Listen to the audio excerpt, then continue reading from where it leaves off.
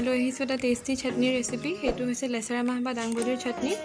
ইয়াৰ কাৰণে মই লৈছোঁ কেইডালমান লেচেৰা মাহ কুমলীয়া আৰু এটা পিঁয়াজ আৰু লৈছোঁ অকণমান নিমখ আৰু আদা নহৰু আৰু জলকীয়া।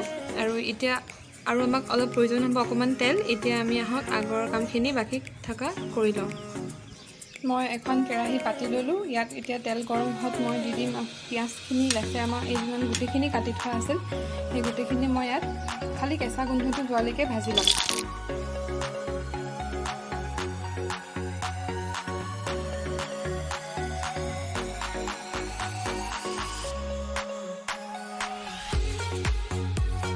এতিয়া মই এইখিনি ভালদৰে এনেকৈ পটাত পিচি ল'ম, তাৰপিছত এটা বাটিত উলিয়াই ল'ম।